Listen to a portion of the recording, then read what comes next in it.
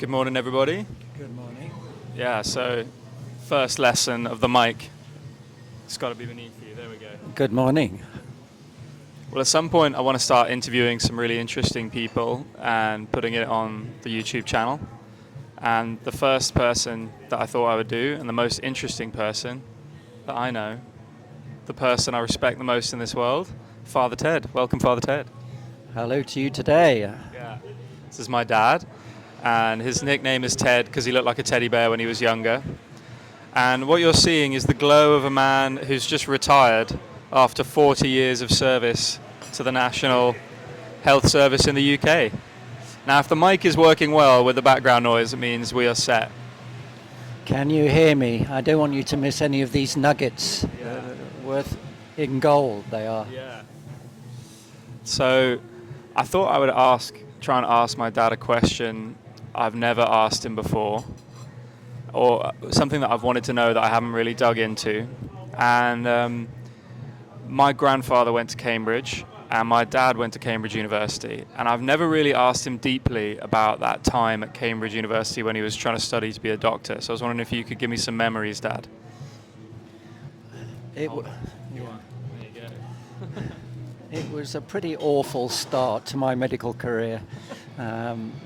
Having gone to an all-boys school and then going to an all-male college, and the one thing you're wanting at 19 is lots of women, and there was a serious shortage with a ratio of 7 to 1. And the women that were there thought they were God's gift. And then I went from studying maths, physics and chemistry, where you could use your brain, to learning a whole mass of facts about anatomy, and you double your vocabulary when you train to be a doctor, and I found it a real struggle. And going from being relatively top dog in your school to being very much the bottom of the pile at Cambridge was a bit of a shock. Yeah, thanks, man. So we'll pause this while we eat our food. No? We're going to keep it going. Keep the flow going now. Keep the flow going, yeah. We're not doing high production value here. We're just keeping it real.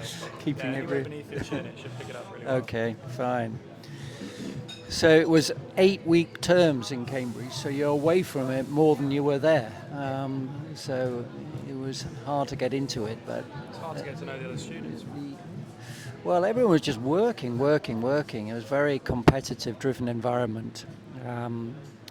The thing I did to fill up my time was playing lots of orchestras and music, not being one that knew too much about modern music and the rest.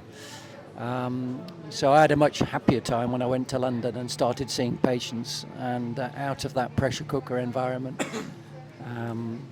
Because I'm not a natural academic, which is what they wanted in Cambridge. People who are interested in research, and that was their prime goal, and not surprisingly. That was where you discovered the spider diagrams, right? That was in London. That was in London, yeah, in the second phase.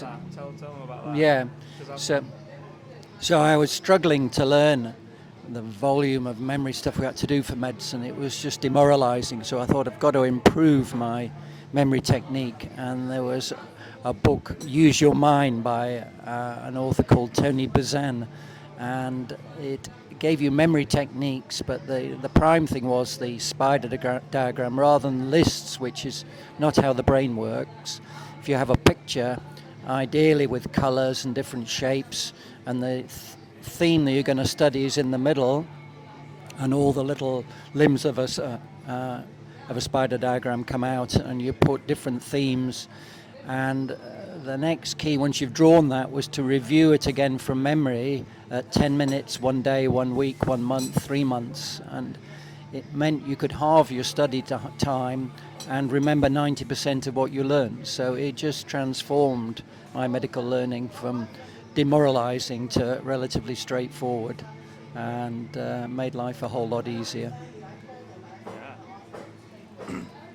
And that was the technique my dad taught me for revising, was creating these graphics and spider diagrams and clever memory hooks that helped me study and learn and remember things much more deeply than just writing out notes again and again and again. And I think about that contrast between all of this private education I had, which was kind of just telling me things in a schoolroom from the ages of 11 to 18. But the most key skill I learned was on a computer at home, and then spider diagramming from my dad. And that's helped me a lot more than anything I can remember from any of my teachers, if I'm honest.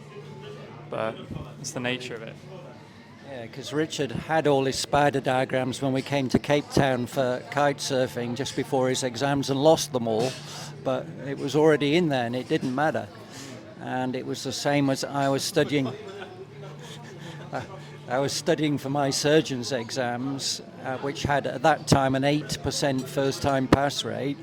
And I studied hard for 3 months, and then I reached my limit. I could study no more, and I read the newspaper for 2 months. I couldn't look at a book, but because it was done with the spider diagram technique, I passed after 2 months of doing nothing, because it was deeply in there. So I definitely recommend that, and it should be taught in schools. There's no education as to how to learn, how to memorize, and how to organize things in your mind.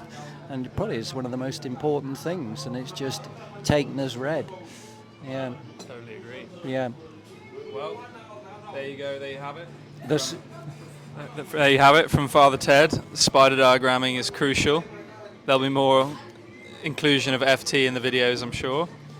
But we're about to have a very nice breakfast. I'll show you this.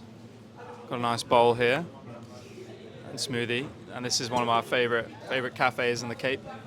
And then we're going to get in the ocean and try this sport called wing foiling, which has only come up in the last 3 to 5 years and really exploded, where you ride a hydrofoil and a wing. So it's going to be my first time trying it, and Dad's already a semi-expert. So yeah, just wanted to try this video app out, see how it looks, see how the mic works with all of this. See you later.